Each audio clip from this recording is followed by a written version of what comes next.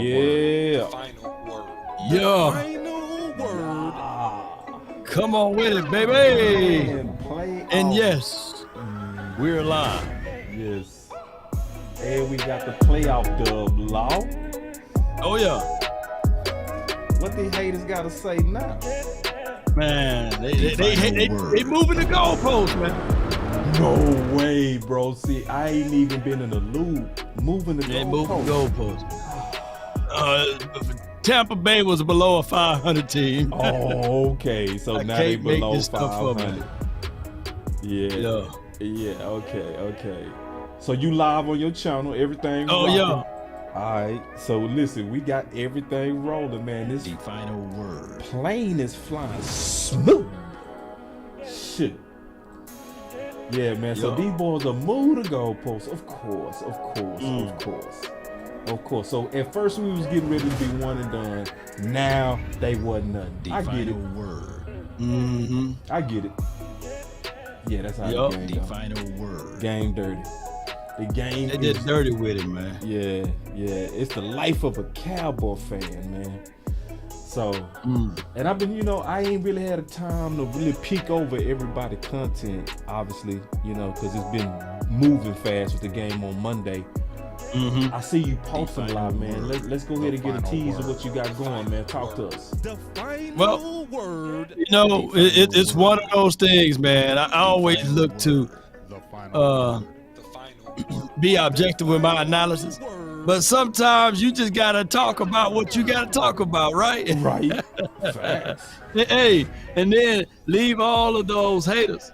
When we check in over there on the Tampa Bay side, Yeah. listen to all of them crying about what we done did to them, and a few Cowboy players, a few Cowboy fans, allegedly, the fickle fan. This is how they sound, man.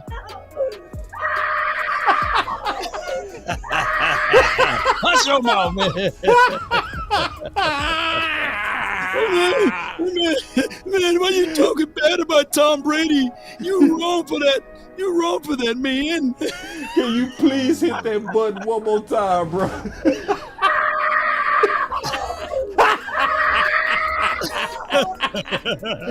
Oh man. Hey, man. Oh man. You should have some respect, man. They get mad at my memes, man. They get mad at my memes on YouTube, man. I'm sitting there like, what? They want you You're to a show some Cowboy fan. respect to Brady. As a Cowboy fan, literally, there's a comment. As a Cowboy fan, that's disrespectful. You can't be talking about Tom Brady. Oh no. Hush your mouth, man. Hush. We the boys. And see, this is what you talking about right here. This is what you talking about. What was it?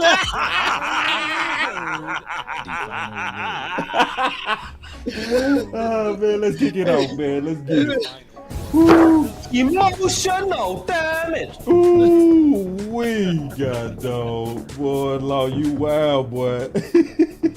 We gonna start it off with that. I wanna start it off with that. Oh, let's go with it. Oh man. Yeah. Run it up. Check us out. Let's go, man. Let's go. Get it, baby.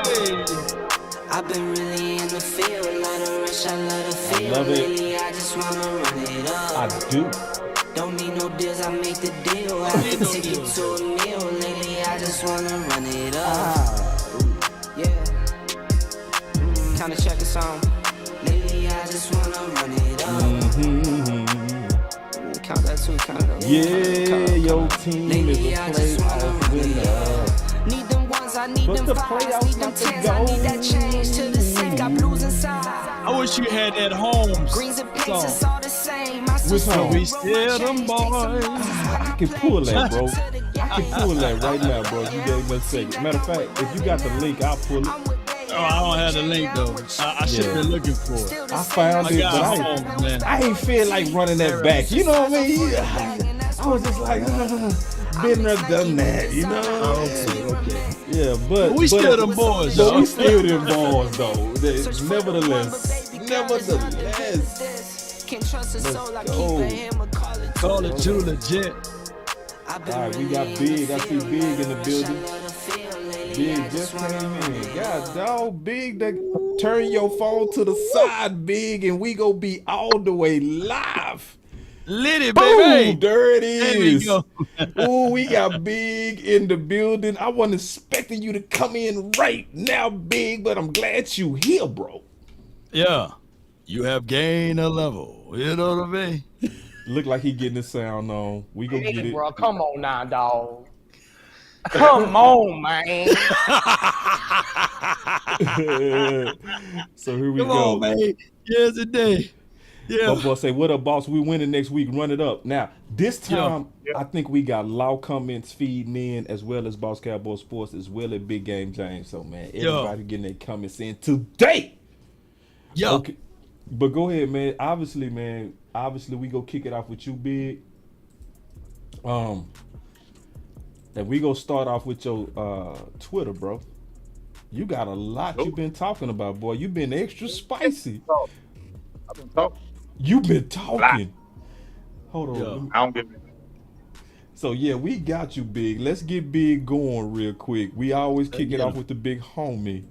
Let's go to your Twitter, bro, because I want to talk about it, because you've been on some good stuff, bro. Listen, Big is different in the playoffs. See, y'all think Big negative. Y'all got Big all the way messed up. Let us get rolling. Let us get rolling like we getting rolling, boy. That boy Big is an optimist. This is what my boy Big said, boy. Listen to my homie, dog. Y'all thought he was negative Nancy. No, that boy say Dallas is beating San Fran with Pumpkin Purdy at the helm. And when they do, I'm going to have a big batch of Kool-Aid. Hey. Yeah. Talk to us, boy. Talk to him, man.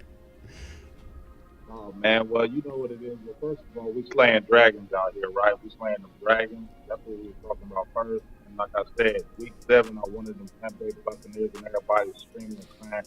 I don't want to play Tom Brady. I want to play Tom Brady. I want all that smoke, the team, and all that. And that team was all that. We proved it last night that they weren't all that, and that feels good because we ended up 30-game road losing streak. Playoff. I mean. We hadn't won a playoff game. We had 7 one-and-dones, 8 straight playoff losses, and it was just bad. So it was finally good to, what they say, get the monkey off your back. So that felt good, but we had the team to do it. So we shouldn't be surprised the way we beat Tampa Bay, right? We should be as a base, and we shouldn't be surprised that happened to them. But yeah, these Niners, Big. I've been on that. What's up? Man, your sound is muffling. Is it? Yeah, it's muffling. Yeah, let's take off the headphones. Let's see if they work a little bit better. I'm gonna put headphones on. Oh yeah, okay. So while he doing that, is that better? Oh man! Oh my God! Talk.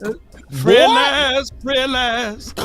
Free at last, are we good like that? What? Ooh, man, boy, you sound like an airplane pilot. Man, you sound like this boy that took over the whole show, man. Hold on, man. We gotta hit a button for the big homie, dog, just for getting that sound right. Let's go. Hey, I love being a cowboy. Big Game James. Game changer. Let's have some fun. Let's have a good time, man. Let's kick it. All right, let's go, man. Back to what you were saying. Can you start that over? Go. Yeah. Repeat that, por favor. Yeah, repeat that. Let's talk about last night, right? We knew it was time to slay dragons, right? Yep. That's what we was talking about, slaying them dragons, getting them things out the way that had befallen us for so long. But there's my thing, fellas. We shouldn't be surprised that we beat them, right? We shouldn't be surprised we were the better team. Yes. All the way around. This was to me though, and I put it on my Twitter, we beat them. That's why I wanted to smoke with Brady or Rodgers, because if we played them that first game, this could be our confidence boost, right? Because Brady was 7-0 against us. Never played us in the playoffs, but he had that thing over us, and it was time to slay him and get him out the way. So you slay that dragon. You dominate that team the way. That's what felt so good. We didn't just beat them. We dominated them. That's what felt so good about that. We whooped that monkey Taz. Right. That's what we did.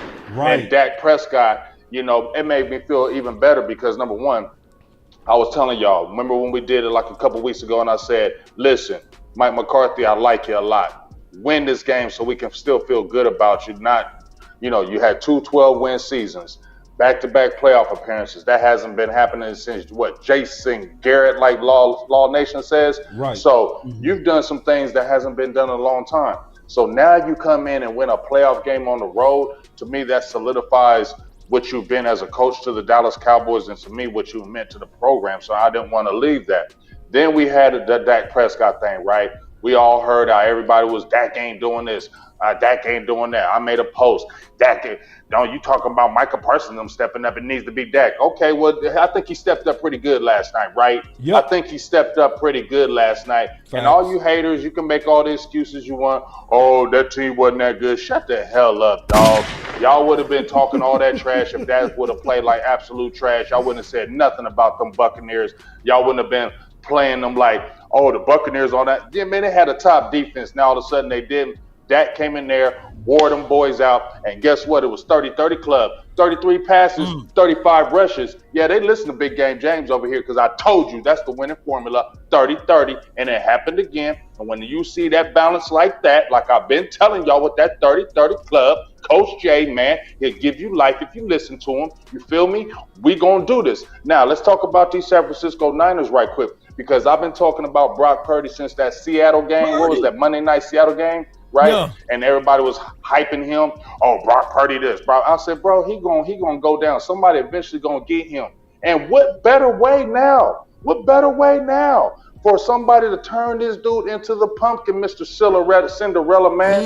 You are gonna be a pumpkin this Sunday coming up. You're gonna be a pumpkin. It's gonna wear out. This is our time for us. I ain't saying anything after that game, but I know this game. We're going to beat you. We're going to beat the Niners. We're going to go into San Fran because right now we ain't got nothing to lose. Let's keep it real. We ain't got nothing to lose because nobody was really expecting this to happen, right? Nobody was really. And guess what? They're going to say San Francisco got the defense. They got Christian McCaffrey. They're at home. They're going to be marching their way to the Super Bowl. Yep. Keep on thinking that because you know how you surprised us last year? It's about to be a role reversal and the Cowboys going to come in. And as I said before, boss of law, I told you, 2 playoff wins, big batch of Kool-Aid. It's coming. I don't know what flavor I'm going to drink. I don't know what flavor I'm going to drink when I make this big batch of Kool-Aid because I'm going to have it on the show. It's going to be a big batch. You feel me? A big batch. And I'm going to drink it right in front of you.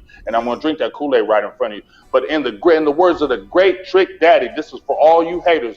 In the words of the great Trick Daddy, okay, what's up? Shut up. Let's go with it, baby. Hey, Big Game James off the top rope, y'all. I don't even have words to say, but this cut deep within the hearts of all of those that's out there hoping and wanting the Dallas Cowboys to lose, to hold that L. Now, I'm hearing a few Cowboy fans placating to the fact that the 49ers are someone to look forward to. Look, excuse me. They are our rivalries too, and bigger rivalries than anybody in our division, believe it or not. We can't stand the 49ers if you guys follow and know your history. So you shouldn't be leaning on the 49ers at all, Cowboy Nation. This is one of our number one threats that we got to cut the necks off, and that's what we should do. And I can't wait for that. But look, let's not dismiss this win versus Tom Brady. Coke 45, looking like he belongs on that bottle now. But I'm going to tell you guys right now, this particular defense, can we give a round of applause for the young guy, Izzy McCarthy? Man, we got to give him a round of applause, man. Can somebody, where you button that big game, James? Excuse me. I know you got one. I know you got one. Yeah. Yeah, there it is. Yeah. Easy.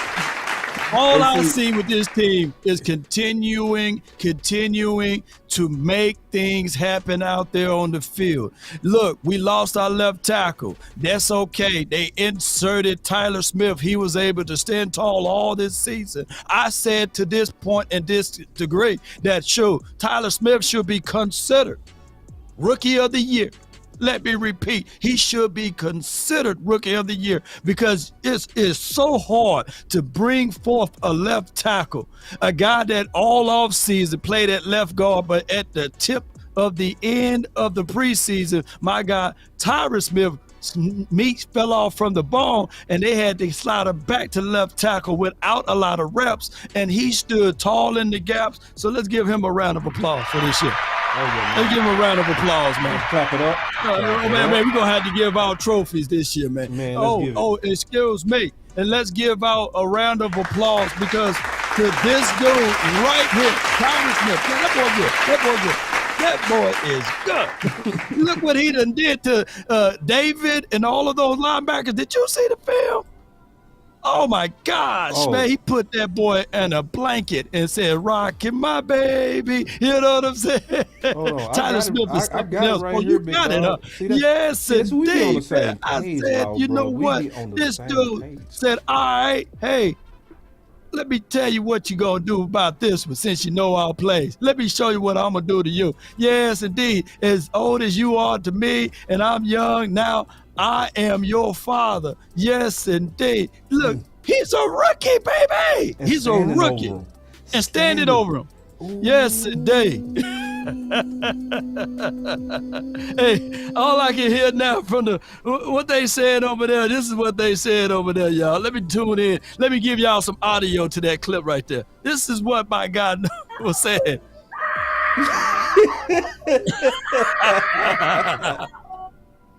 Come on, baby. That's all I got to say, man, because I'll go on and on talking about Duran. I know he gave up a touchdown, but he still was solid in his game. I love our young team, man. We're doing a great thing on the defensive side and the offense. But let's go. We got a super chat. Hey, another big shout out too, though, because I feel like the offense, and this is no hate on Jason Peters, but you remember when the OC was talking about how he rather the Jason Peters play inside and Tyler Smith play outside, right? And I was saying that in this game when it looked like we were sluggish, I was just feeling like, man, can we get Tyler Smith back at tackle and Connor McGovern back at left guard because there was cohesion. I get it. Connor McGovern ain't the greatest guy. I get all that, but there was cohesion, right, fellas? Yeah. This is what the OC said. We still got to have cohesion. And for you to insert Jason Peters in there and switch it all up and all that, I don't like how Jason Peters got hurt, but I do like how when he did go out, you put Connor McGovern back at the left guard, you slide Tyler Smith back at that left tackle, dog, and then you rolling. And it just seemed like our offense went back to rolling like it was. And shout out to that offensive line because I felt like that was one of the keys to the game was our offensive line. If our offensive line did what it was supposed to do, I felt like we were going to really dominate that Buccaneers team. And they came in there with a mindset, and I really like that because think about it, fellas, we were struggling on the offensive line the last 2 to 3 weeks, right? That was a big question mark, especially the running game, right? And so when they came in, Vita Vea, they had the other cat in the middle, and they were 6-2 when they both played together, Akeem Hicks. And Vita Vea, I believe they were 6-2 when they both played together. So for us to come in Tampa and whoop them like the way we did, like you said, have Brady looking like that. And here's the thing. They didn't have no run game, fellas. So we shut that down. Shout out to Jonathan Hankins too, fellas. That's the guy we wanted. You have Melville Gallimore and Quentin Bohanna inactive. And you just had Hankins in there, and he did the damn thing last night and got a sack. You feel me? So shout out to Jonathan Hankins for playing big boy ball. And just the way that you knew Brady was going to throw the ball. He threw 66 times, fellas. We made them one-dimensional. And we made them one-dimensional. And like I said, I'm really excited for this San Francisco matchup. You know why? Because I feel like we're going to let it all hang out. And what did I tell you, boss? Road Warriors. This was better for us because I feel like we would not have played this way in Dallas. Just my opinion. We wouldn't have played this way in Dallas because all that other stuff would have been going on. You feel me? So that's why it was good for us to take our show on the road and do the damn thing and play free. And that's what it is right now. How about them Cowboys? And it's about knowing your team. See, first of all, I want to say this. Shout out to Big Game James. So I know, yes, I did put Jonathan Hankins in the Boss Cowboy Guide. But that came from me listening to the big homie, Big Game James. 2 years ago. 2 years ago. Yeah. Cause I ain't gonna never forget. We was starting to think about the final word. We didn't do it yet. We was thinking about it. And hold on this super chat, he said the offense started to move better with Tyler Smith when we went back in. And he said somebody else with a super chat said, keep your foot on these so-called Cowboys fans' neck, boss. If they wasn't with the balls in the regular season, they don't need to be around in the post. No, they gone. They weeded themselves out. You can't enjoy yourself when you hated on us. Now you got to be quiet. But what I was saying though is Jonathan came. I researched Jonathan behind Big and put him in the guide because he made the cut. Once I watched this film, I was like, Big not only right, he exponentially right. And when we looking at the Cowboys with their form of aggression, I'm cool with it. I'm liking where we are. I'm seeing growth in our team. I'm seeing growth in our momentum. We made the playoffs back-to-back years. We won a game. What I'm at least seeing right now is I'm seeing improvement and consistent improvement that I have not seen before. And I'm just keeping it real. That I have not seen in years. It was 30 years since we won a road playoff game. 30 years. So all the people, we ain't gonna win. It's been 26 years. When you start seeing us do things that we have not done in 30 years, it's okay to say maybe we different. Big Game James is keeping it real. He stayed consistent the whole year. What did Big say? He said, I'm not drinking a sip of Kool-Aid until we in them playoffs. Did he change? Nope. Now that we in them playoffs, now that we seeing what we need to see, the homie said out the gate, get my cup ready. Get it ready. I got some drink in my cup. We got it for you right here, bro. We got it for you right here. As a captain of the steering community, I would definitely pull up some for you. But I'm going to say this too. If Mike McCarthy was Fred McCarthy or any other name, outside of Mike McCarthy for the Cowboys, he would be considered coach of the year. He will be under consideration of coach of the year. And shout out to Brian Daboll for what he's doing. I know that he should be a strong consideration too. But let's not sleep on the fact that what we had to overcome in order to get to this moment of 13 wins so far for this season, man, is everything under the leadership of Mike McCarthy. So give him his flowers, y'all. Nah, you definitely got to give Mike McCarthy his flowers. Definitely. And Big. Yeah. I want to take another post that you put out there, bro, and just kind of take it. Because to me, you and Law had some good stuff. I just kind of want to stay with it. Just conversationally because you're making sense on your tweets. So Big Game James, you also put out, you said LVE signed a 1-year deal with the Boys. He has stepped up his game up toward the latter part of the season, and he is still young. Dallas still has a need at linebacker. Should the Cowboys resign him to like a 3-year deal or let him walk and draft? Oh, wow. Wow. So what's your thoughts? What did you come up with? And then I try to kind of piggyback off you, me and Law. Man, it's crazy, right? We were talking about Law. I mean, we remember the videos, right? We remember the videos. We were talking about LVE, Law, and you was saying LVE, Jordan Lewis. Those are the main two guys that need to step their game up. I made a video like in week 4 about LVE still doing those same things.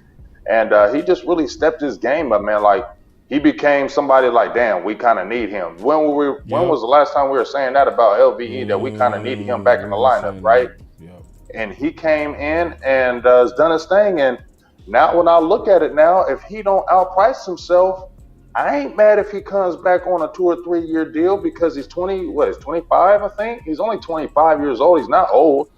We need players in the linebacker room, and he could be a mentor if he keeps on playing like that. I'm not opposed to that, and you can still draft another linebacker, right?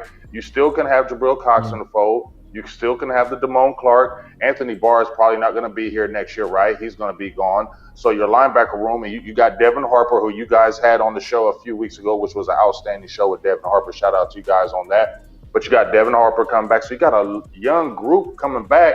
You don't know what you're going to do with Micah Parsons because we don't know what's going to happen with Dan Quinn, right? So there's a lot of things in the air with that. So I feel like if you're going to keep a stability in that linebacker room and it's not going to be crazy price, I'm not opposed to throwing a deal out there to him and bringing him back and let's making it happen. That's me. I'm for it. I'm all down for it too. We go ahead, boss. Yeah, I was just gonna say, yeah, I'm all the way for it, and I think he gonna be at a good price. You know, all of us basically just wanted him to return to the Wolf Hunter, and we starting to see the Wolf Hunter. Like, you know, it was some people that was coddling LVE, but I'm gonna say this, and I mean this. I think one of the biggest benefits to LVE and what helped LVE gain was Clark. Hankins. Jalen Smith or Hankins? Yes. I'll go give you my analysis on that, but go ahead. Hankins helped his game in terms of being able to help him with his run fits, you know, being able to keep those obviously guards and centers from getting to the next level and all that. He takes on doubles well. You right, schematically. I was talking about mentally. You know what I mean? Somebody that had a similar injury that played fearless. I think that, you know, took LVE out his shell and he began to play like former LVE. And I do think it sometimes helps you when you're able to watch people play fearless with the same elements that you had. So I think Clark was a blessing to LVE. I think they still go be a long-term blessing to each other. And I think because of the neck injury and because Dallas was one of the only teams that took a chance on him, he likely go come back for a cheaper price. And based on how he's starting to finish the season, I would be all the way cool with it. Yes, indeed. I just look at LVE. When you all look at his scouting report, you would clearly see that the dude had issues with disengagement, right? Keeping his pad levels low. But one thing you can say for sure is that this dude can climb, scrape, and he's one of those guys that can cover well. I look back at his rookie year. He had picked off. It had 2 interceptions, I believe, and that would primarily be due to the fact that he was controlling the hook area. So what I can tell you guys when I look at LVE's tape, I look at a guy now that's covering the hook to flat and that can do all of those great things for us down the line. Yeah, I love it, man. I ain't tripping on it. And so, Law, we go to one of your tweets real quick, a couple of them real quick. Go ahead, OC. Yeah. Look like the Wi-Fi monster got you. The Wi-Fi monster, come in. He said the Wi-Fi monster. Yeah, he got you. Yeah, he get OC every time on the initial one. Then OC come back strong. But this is what you was talking about. So you telling me that there are some Cowboy fans that took offense at this? Yeah, they said that, Law, man, you being harsh to Tom Brady.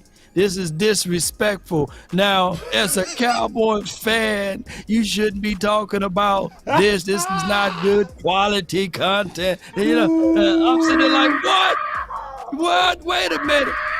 All of these years, even the dude by the name of Stephen A. Smith, because we know it's a play on words, when he say the Cowboys are an accident waiting to happen, we know collectively, for those who really follow the sport, we knew what he was really talking about. He was really talking about the injuries of the Cowboys, and especially primarily Tony Romo, right? That's why he would say an accident waiting to happen. Yeah, what will go wrong, something will happen. You know, what can't go wrong will go wrong.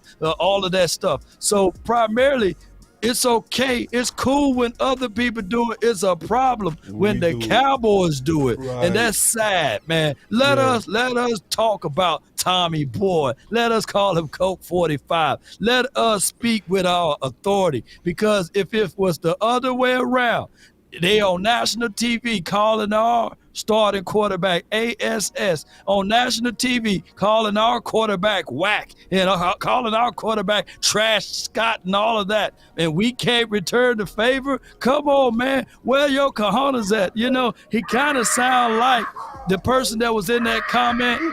Kind of sound like we them boys, you know what I'm saying? Talking about it's a guaranteed loss. You know, we gonna lose. Yeah, we gonna not hold up to the Tampa Bay Buccaneers. We gonna fold up like a wallet or a lunch. No, stop all of the nonsense, baby, because this is what football is about. Talking your talk and walking your walk, and let Law Nation and all of us on the final word talk our talk, baby. Man, say it. OC, what was you gonna say, big dog?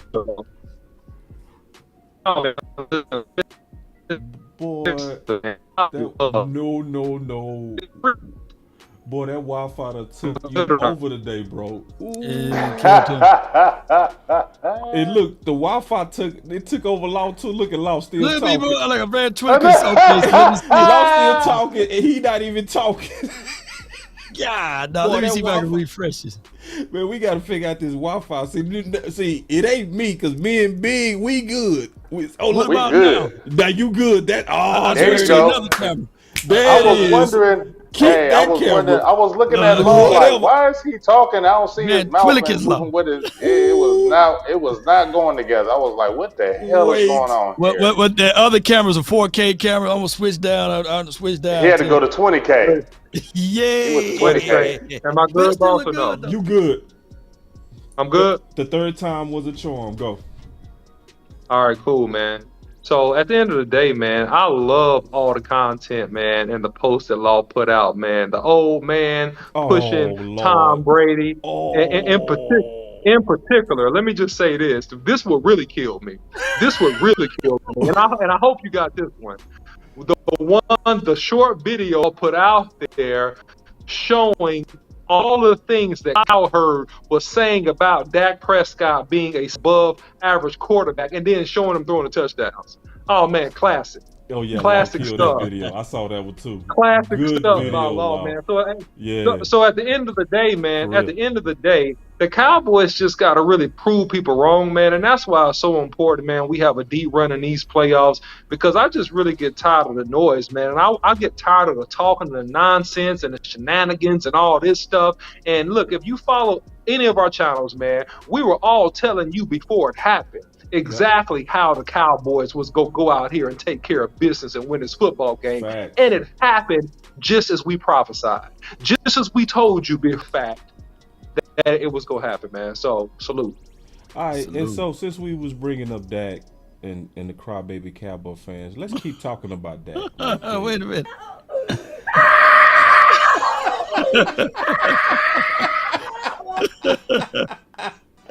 Yeah, man. Come on, Cowboy fans. Come on, bro. Like for real. Dak lit these boys. Oh. Dak lit. Go ahead, OC. Go ahead. No, man. I just gonna say, man, Dak Prescott, man, was throwing that ball, shooting the gun, straight up setting it off, man. Versus these boys. Boy, that Wi-Fi monster is undefeated today. That Wi-Fi monster, Tampa Bay fan. Say it again, OC. Try one more time. No, man. Go ahead and switch off. I'll come back. Go ahead. All right, so we got to. All right, so obviously, Big, you with us? Ah, dang, man, what's going on with you boys today, man? Hey, what's going on? It's a B-mix, boss. Boss, it's your fault. It might be me. It can't be me. Of course you gonna blame me. And you've been having Wi-Fi issues since day one. But hey, it's my fault. But it's my fault though. It's cool. It's my sister. It's my sister. Okay, sure. Yeah, it's happening. Oh yeah, it's happening. It's not happening to me and Big Game James though. It's not happening to me and Big Game James though. You know what I'm saying? Big Game James is coming through his phone and he being close for a second. Don't trip. Go ahead. No, he was playing with his phone. I saw what he was doing. He had his finger like my phone been on point, OC. My phone been on point, dog. Okay. All right. So, Big, let's talk about these numbers, big dog. Yeah. You got it. Flame. I mean, flame on. Like, what we talking about? Like, what's that? Flame on? Yeah. Flame Yoga on fire. Yeah. He's on fire. You know what I'm saying? Like, it just feels good Yoga for me, flame. for Dak, because, you know, before, you know, this game happened, you know, I made 2 videos, boss, and I was pleading, Dak, come on, dog. You know, I need you to really bring it. Like, I need you to bring it like no other, because I don't want people just be dogging you like they're going to attack you. They're just going to run their mouth about you. And I'm just tired of hearing that stuff about him. You know, you can't even do a damn show nowadays, Boss Law and OC. Facts. If you mention Dak Prescott, everybody want to jump in the feed and throw you off your game. You trying to talk about it, Dak this, Dak that. Man, shut up. You know what I'm saying? Stop talking about that. You know what I'm saying? Yeah. And that super chat right there, $4.99. Shout out to the OC, but I'm gonna go ahead and piggyback off that one, because I made a couple videos and I implored Dak to run. Yep. I said, because you remember Russell Wilson when he was with the Seattle Seahawks, right? Yeah. One thing I liked about Russell when he played with the if it wasn't there, he took off. Right. He took off, got the first down, and said, let's live another day. I ain't worried about all the other stuff. We just need to get a first down so we can keep this play going. And that's what it felt like I saw from Dak. It felt like Dak was like, I don't care. We need to get this ball. Like, if we struggling a little bit and I got to run this, boom. Because I kept on I told myself, Boss Law and OC, was that, man, don't stand in that pocket when it's right there to run. You feel me? It'll be like a 3-4 yards and Dak can still hold it a little bit and try to make that pass. Right. Run, dog. We can worry about that the next day. And I loved it when he was like, it ain't there. He was tucking it. He was running. He was running with authority. He wasn't running hesitating. That's the thing I was loving. He was running with authority. He was not hesitating when he saw the hole or he saw a crease. He said, I'm going to do whatever it takes to win this game. And I felt that from him. I don't know, just from me. I don't know if you guys felt that, but it felt like he was not going to let this team lose. We are not going to lose this game. It ain't going to be me. Y'all get on my back. I'm going to carry this team. That's what it felt like, and the team just really followed him. So I'm really just happy for him. Shut up the haters. Go up in San Francisco and do the damn thing again. And I don't give a hell. And it's just funny to me, you guys, how everybody wants to mention interceptions with Dak Prescott, right? When his whole career, he's got it's like 1.9% percentage of interception rate. He has been a caretaker of the ball, right? Right. That's what he's been his whole career. Now all of a sudden his whole career, he's been a caretaker of the ball. Now all of a sudden we're mad that he's making interceptions. All I got to say is this, y'all, Cowboys fans that are mad at Dak with interceptions. You're probably them same Romo fans too. And I had to jump on the tape. I'm sorry. I ain't hating, but I had to jump on the tape. And I had to tell people, don't act like y'all don't remember interceptions in Dallas Cowboy land. Y'all act like, oh, Dak doing this with interceptions. Bruh, Tony Romo, do we remember how many years we were let down when we would be coming in a game, or we'd be right there and he'd throw a back-breaking interception in the game? Do we remember all them years he was averaging like damn near double-digit interceptions? Like, calm down with this stuff with Dak Prescott, man. We've seen this before in Dallas Cowboy land, so don't act like that was brand new, okay? Quarterback's going to make mistakes like that, but you don't sit there and say he's a garbage quarterback when we've seen tons of quarterback in this league, top ones as well, throw picks. Eli Manning, last year, Matthew Stafford led the league and was in the Super Bowl with interceptions. So hush all that noise, and I'm glad he shut people up. And you know what? I don't even care if you shut up. I don't even care if you hate him. You can still talk your trash, but guess what? We in another round with that bummy quarterback. So shut the hell up. I got something for I got something for Law. I need the cash pronto. I don't throw interception like Romo. Layup time, baby. One more time. I need the cash pronto. I don't throw interception like Romo. That's like Romo. Yes, indeed, man. All right, so when we look at this, man, we see how other analysts give leadway to the other quarterbacks out there. I was listening to an analyst when Josh Allen threw his 2 interceptions against Miami Dolphins. They were saying, oh, One of the interceptions, he just being aggressive to put the team away. So we'll give him that interception. Oh, the other interception, he was just trying to be aggressive, and that was really his fault, but they just trying to put the team away. Allow those 2 interceptions. Allow that fumble from Josh Allen. That dude had those type of games, and nobody brought up the fact that he was playing against a guy by the name of Skyler or Sky, whoever his name was, for the Miami Dolphins. Shout out to the Bills for winning. I'm not discounting the win. Shout out to Josh Allen, but it's cool when they do it. It's a problem when the Cowboys do it. That's just what it is. So we got to go up against Tom Brady, and then they would try to flip it against us and say, well, you know, it was a team below 500 that was in the playoff that really didn't belong in the playoff, those type of things. But I would tell you guys this. Dak Prescott, the quarterback, all in the regular season, we were 8-3 with those interceptions. So a lot of interceptions, but we got the wins. You know, that's all that matter. And on top of that, this particular team, y'all, in these playoff games, you know, when you talked about Dak Prescott running the ball, the option and the opportunity will be even more against those 49ers. Just look at the tape. Cool when they do it. It's a problem when I do it. Fuck them. Fuck. Yeah, I had the whole word. Hey, man. Hey, man, that's what it is. Hey, man, I gotta give a shout out to this one, Boss Cowboy. You gotta hit the button after this one, Boss. He said, if we, this is Casting Cowboy 817. If we locked in, ain't no switching up. We bringing that smoke to fan friends.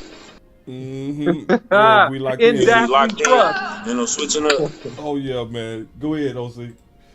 No, man, I just wanted to add some more color around a great point that Law just made about it's going to be more opportunities for Dak to run and expose this San Francisco 49er defense because these guys, Jesse Armstead, Joey Bosa, these guys are up the field pass rushers, and these guys are relentless A-gap pressure guys. So they're going to be sprinting up the field trying to get to Dak. And so, man, he's going to have a very clean run lane because they're going to drop Fred Warner to try to cover in the middle of that field, and Dak is going to have an easy 10 yards quite a bit. And the screen game is going to be available all day long. More on that to come this coming week with content. But, man, a great point by you all. Yeah, man. So, I'm finna flip it up on you boys. I know y'all ready. I know you ready. So, check this out.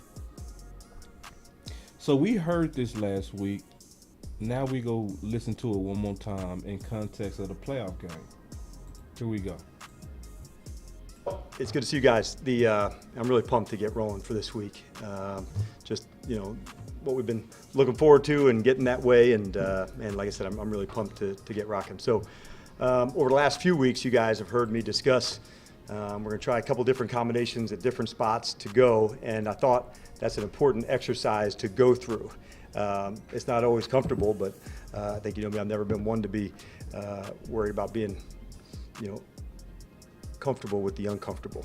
And sometimes when you have to go through those, it's important because you get to say, okay, starting role, backup role, neither role.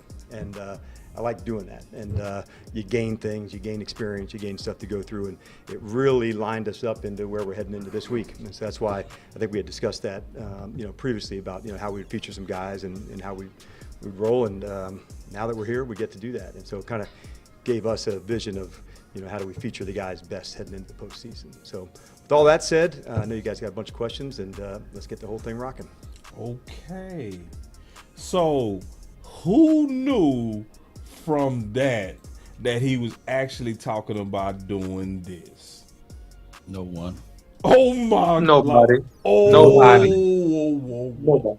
Whoa. Cause see, we them boys, he came in and he was, y'all said that last year with Kellen Moore. And we told you, we them boys, we told you. We said the difference is this.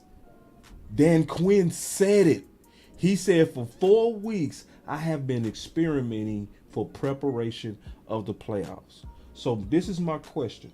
And I'm going to just go around the circle. I just want to hear everybody out on this. What does that say about Dan Quinn to be to actually know from practice that Israel was that guy. And he played like he was that guy. They kept that under wraps, and that was from practice. They didn't put him out there. They hid him. They also hid that they was going to move Micah around. For weeks, all of us have been saying, why are they keeping Micah at the defensive end? He was better when he was moving around. And the OC and I came out pregame and said we want to see A-gap pressure from Micah Parsons. And Quinn did all of that too. What does that say, Law? Not being complacent. Go ahead. Oh, yeah. When we look back at this, Dan Quinn, he got a lot on his shoulders. And we looking for the expectations. It's at his all-time high now because of the moment of history that we dealing with.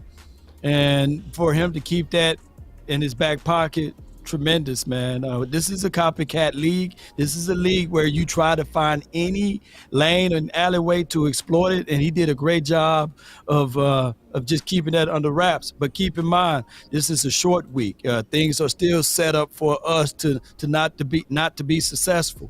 To play a game on Monday and to turn around. And are we playing on Saturday, right? Or is it going to be on Sunday? So we played on this Sunday. So what is it, 5-day spell here? And he got 2 interviews now. He got the coach trying to beat down his neck, trying to get him to come over there. And he got the Denver Broncos. One thing I know for sure, and I know my guy, the OC, and you guys can back me up with this. When you are valuable and wanted, the team or the people that want you will respect that and circle back to you. Meaning that if Dan Quinn say, hey, I know that the opportunity is grand. I know that being a head coach is very special, but I'm doing something special here, and my focus is on the Cowboys this week. I would love to interview with you guys, but unfortunately, I'm trying to win a Super Bowl. And that should be the battle cry for Dan Quinn. But it seems and it appears that he will be stretched out for these multiple interviews. And I'll be looking back at this defense to see if there's any wrinkles thrown out there. What's y'all thoughts on that? Because I don't like it. I think that the NFL should look at this policy and say, hey, after the Super Bowl, you can start interviewing people. This is equivalent to tampering. If this is the case, if other teams and owners are able to reach out to coaches for interviews, then dog it, when the season is over with, we should be able to open up the trades again, and we should be able to reach out to the Arizona Cardinals and say, hey, DeAndre Hopkins, we need you for a cup of coffee. We should be able to open up that, because what's the difference? That's a good point. It's tampering is tampering. Tampering is tampering, NFL. Yeah, and the timing is bad. Like, we got a short week, and you got guys interviewing. Any second that's taken away from preparation is taken away from my chances of winning. And you're right.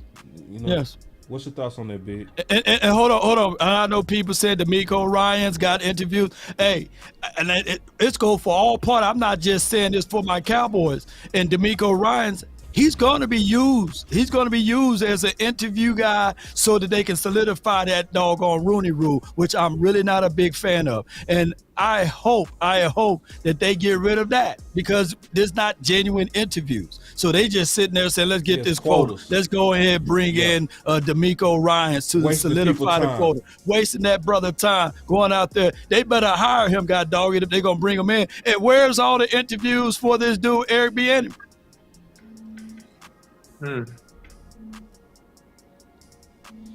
Yeah, I mean, man. I think black people get done bad in the NFL. Can I say it? Like, I'ma say it. See, some people scared to say it, but blacks are getting done bad in the NFL.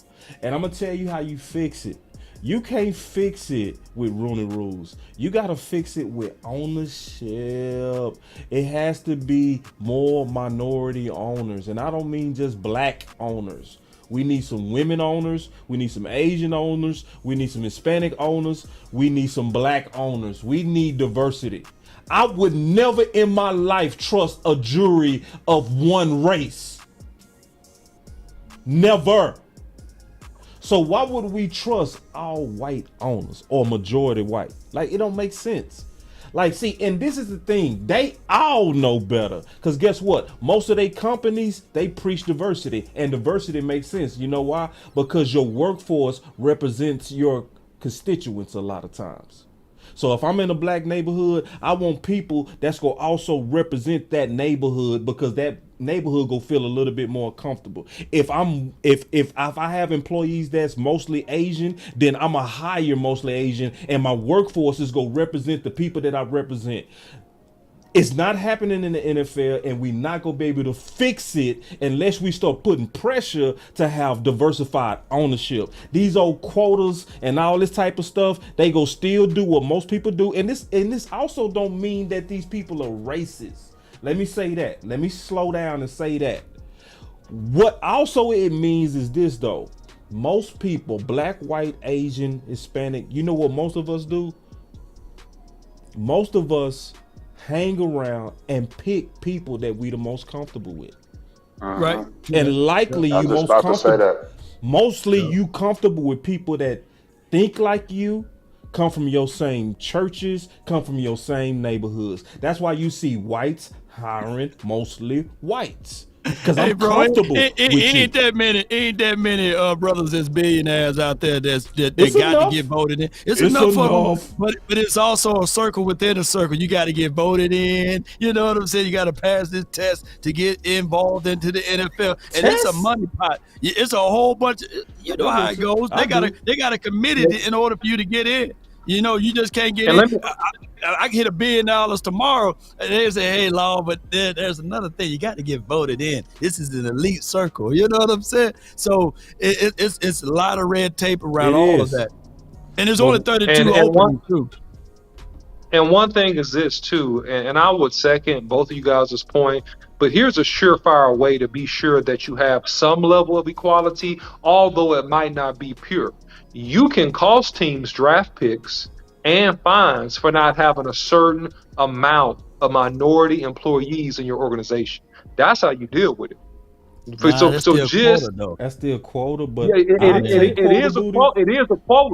is a quota, but it's giving minorities an opportunity, and it's giving you a chance to get a seat at the table and prove yourself. And so if you do well in that role, most of these coaches bounce around. You're not going to be necessarily in that organization forever, but it gives you a chance to at least show up at the party and do what you can do and prove yourself. I agree with both of you guys are saying, but I'm saying unless it costs some money or unless you get some type of minority ownership, it's going to be very, very difficult to control, because there's no penalty just to say that it's a Rooney Rule, in my opinion.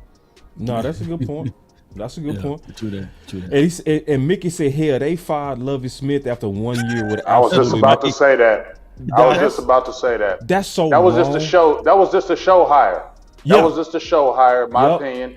That was just because if y'all notice, the heat was coming, as we've been discussing, right? And this has been talked about, the minority not being hired. We just saw Roger Goodell. People were challenging him with that Rooney Rule. Is there really diversity? I remember I was watching a professor, and he was coming at Goodell with great questions, and Goodell couldn't answer them. Goodell couldn't answer none of those questions about minorities or anything. He was just stumping him. And so it just felt like they went out and said, okay, let's just go get Lovie Smith and let's just hire him and say, yep, we hired one. See here, we did it. We got one right here. Lovie Smith, he's hired. Yeah, okay, whatever. And I'm not hating on the Lovie Smith. I like Lovie Smith. But it's like Lovie Smith already been in the NFL. Can we get some new blood, some new young minority blood? Y'all just went back to the old school to make people shut up, and we knew it was only 1 year. 1 year. 1 year for a veteran coach like Lovie Smith, who was with the Bears. Didn't he win some games with them over there? You get what I mean? Yeah. And to only give him 1 year with that disaster stuff that was already going with Houston. They had just lost Deshaun Watson with all that controversy, all that craziness. You give Lovie Smith that type of team and you expect him to make wonders out of that, and then you fire him after a year. That wasn't nothing but a show hiring. That wasn't nothing but to say, yeah, we hire minorities, we hire blacks. No, you don't. You just did that for people to think people are going to shut up. But you just fire him just proves the point.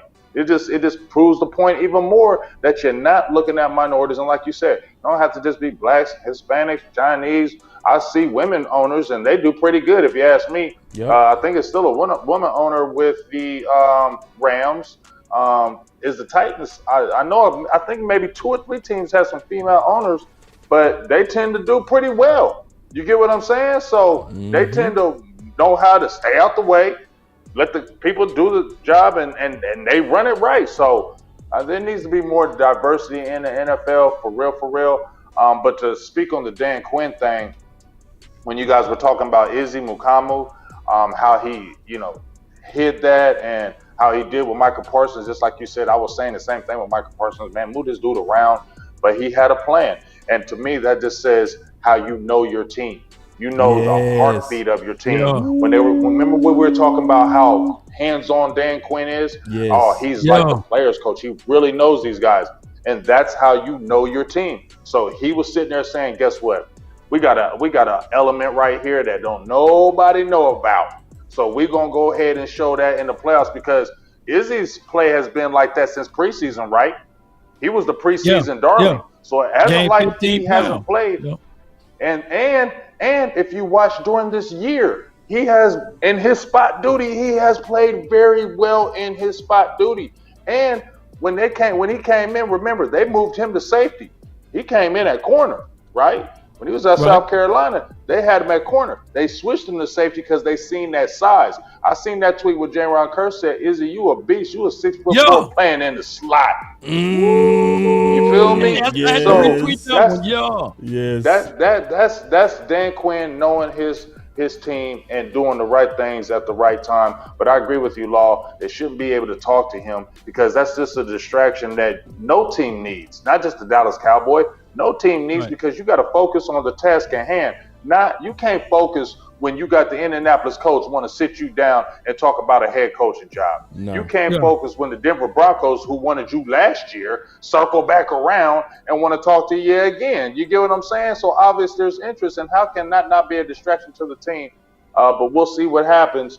And all I can say is this, Dan Quinn, you know better than me. You know better than me. But me personally, you jump out there and be a head coach again. Might see you back as a defensive coordinator in about another 3 years. Just that my Let me say something real quick regarding Dan Quinn in this whole situation. If there was a coach that was prepared to do interview interruptions during this time of the year, it would be Dan Quinn.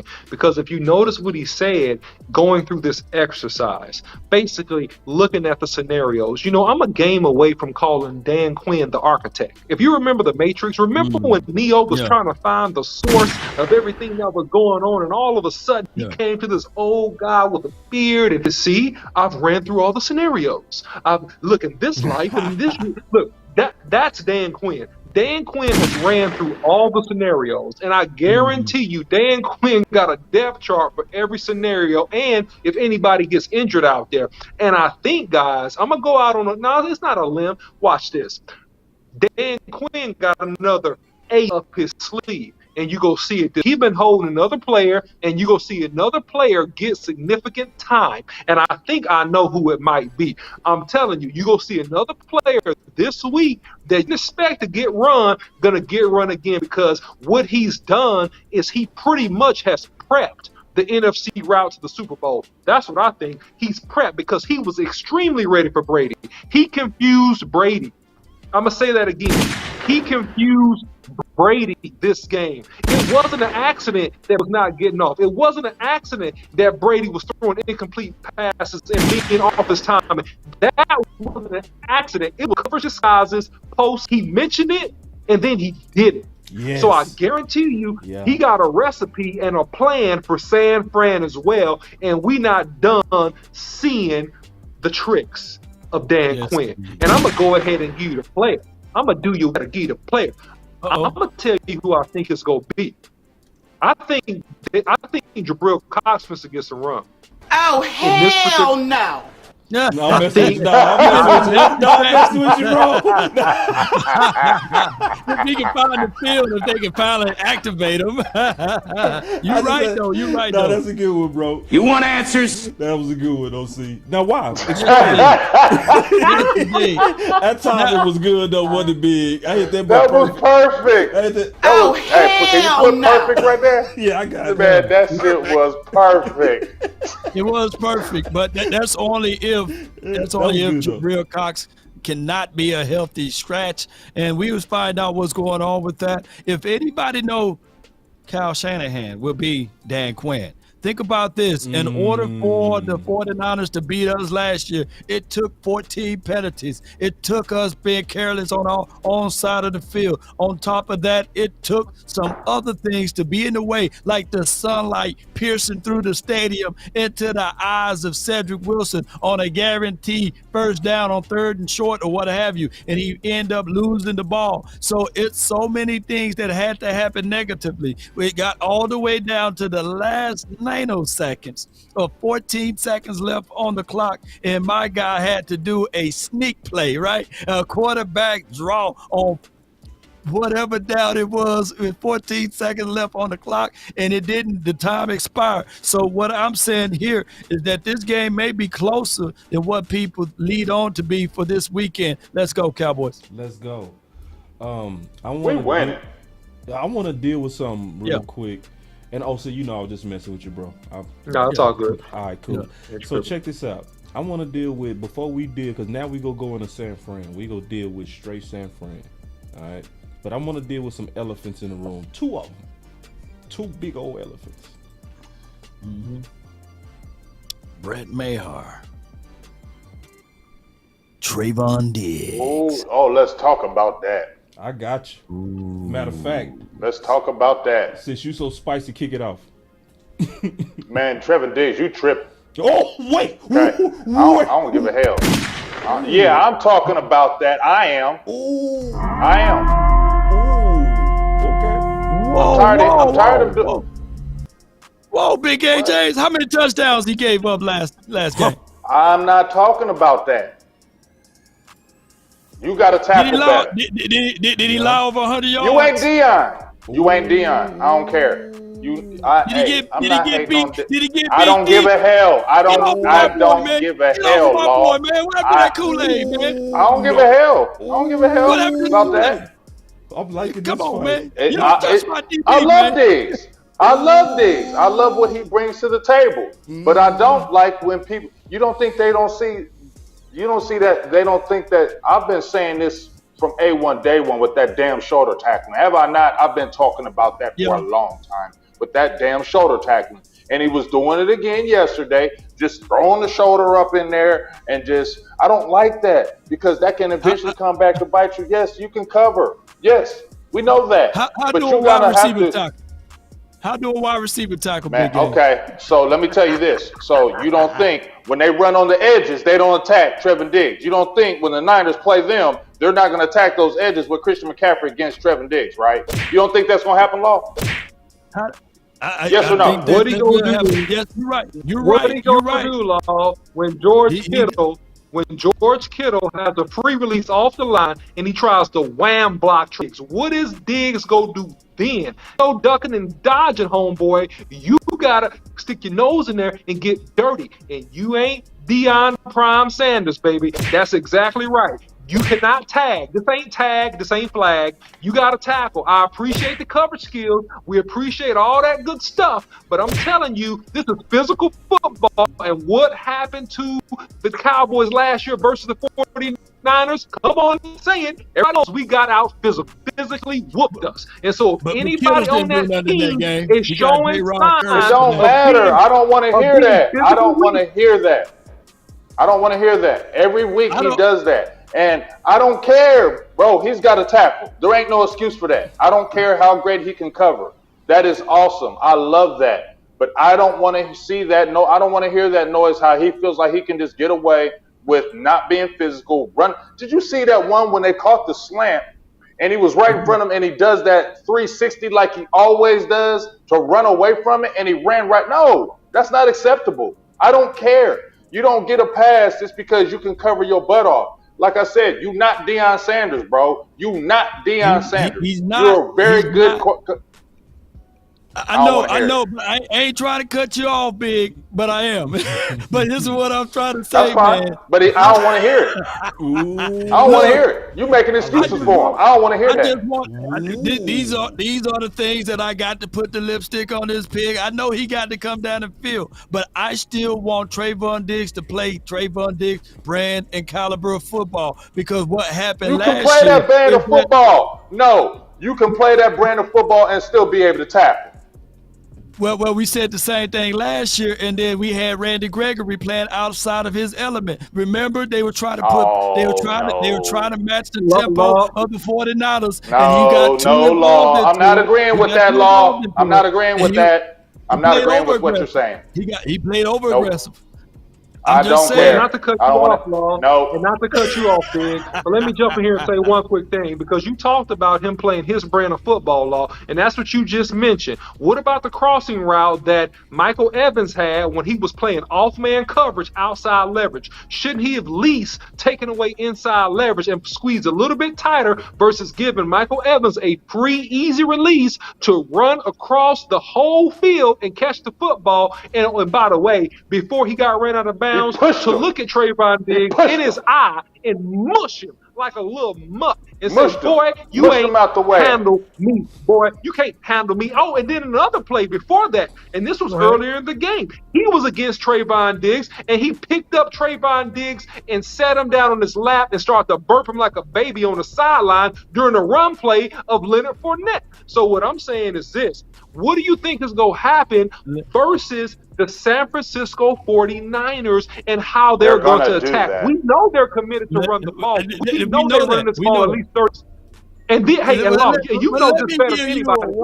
These boys block. These boys block. These boys block. And so I'm going to say this real quick, and then I'm done, Law. I'm going to say this real quick, and then I'm done. Look, if we cannot be physical and beat man on man and get off blocks, Law, we're done for. Because if we can't get off blocks, we're not making a single tackle in the open field. And these boys are taking a lot of runs to the house. And that's the problem.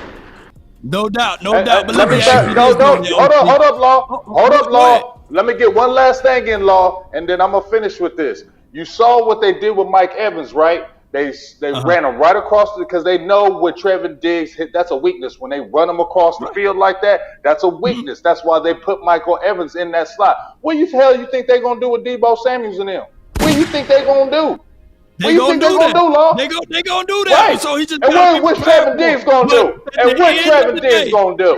At the end of the day, now it's my turn. Let's go, Law. You got to breathe, Law. You got to breathe now. Law, you get your head whooped now. Law, I'm just going to tell you the truth. You get your head whooped, but we need you to come strong right now, Law. We need you strong, dog. That's okay. I'm going to be strong with it. DOC. You a big boy. Can you put down your height and your size, your measurables for me, please? Can you just let people know how tall you are and how big you are? Because a lot of people can't see this. So I need to have this as a correlation to what I'm about to say. Go ahead, OC. Yeah, I'm 6'4", around 260. 6'4", 260. And what you drive? What I what? You drive a big truck, don't you? I drive a truck. Yes, sir. You drive a truck, right? So that's what you do. You drive a big truck because you want to be what? Comfortable inside the confines of that automobile, right? You're not riding around in a Ferrari. So if you had a Ferrari, you would say, yeah, man, I have limitations to that as it relates to doing certain things. What I'm saying is Trayvon Diggs is limited. That's just what it is. He was a converted wide receiver to a DB, and he tackled just like a wide receiver. When the ball is intercepted, he looks just like one of those wide receiver tackling. So what we got to do is, yes, that's a flaw. That is a weakness. Just like guerrilla warfare, they had a smaller unit versus bigger people. So what they had to do is play into their strengths. So what we need to do, ladies and gentlemen, if in this game, go back to cover 2, go back to the safety help over the top, let the safety can be the forcer. Boss Cowboys Sports, can you help me out with this right here? Hey, safety got these two things. I gotta have some DB help. Hey, I'm the DB now. You need to be the safety boss. All right, The safety got two responsibilities. He got cutback and force. So if I'm gonna play underneath a little bit, I can tell you that Trayvon Diggs, he's not a press cover corner. He can get jammed at the line and lose positioning, and it can be even more embarrassing and subject to for that safety to get embarrassed. So what I'm saying is that if in a pinch I'm out there on the field, can we have the safety to help out Trayvon Diggs, especially in this game? Yes or no? That's a problem, Law. What you said is a problem. Theoretically, it's a problem. Because you have to roll coverage to your best cover corner because he won't tackle? Right. Is that what we're going No. What I'm saying is that even he can tackle, but his tackling technique is something that you will have to fix over the offseason. You can't fix this in 4 or 5 days. You can't. You can fix it. No, you slap him in his mouth. You can fix it. You say get your butt in there and do it. That ain't no excuse because hold up. That's no excuse. I'm That's liking no this excuse fight because though. I've seen him games. I've seen games where he put his and head I know in there what game and you made talking some about tackles. too. I've seen it. What game? And it's right after Law. People was getting on him about not tackling, and then he starts sticking his nose in there. Yeah. But guess what? Guess what happened? He did it for a day. He did it for a game, so everybody shut up and leave him alone. And then he went right back to doing what he's doing, right? That's no excuse for that. I don't appreciate that. I don't care. I don't care who you are. You don't get by with me with that. And Boss should already know. Boss played cornerback at a high level. I played cornerback, but not at the level you guys did. But did Boss, was you a tackler? Did you tackle Boss? Hell yeah, I was a tackle. Did you tackle Boss? Hell yeah. Did you tackle Boss? Pride in that. Man, Tom Brady, we knew Tom Brady wasn't going to do nothing. Law don't do that. He threw for 66 times, but he threw for 66 times. But you knew he wasn't going to do that. No, you knew that. Stop giving him some excuses. They're going to send Christian McCaffrey. They're going to send Christian McCaffrey. They're going to send Christian McCaffrey downhill his way. What was that one game? What was was it the Philly game they kept on tagging Trevor Diggs? No, you 280 dog.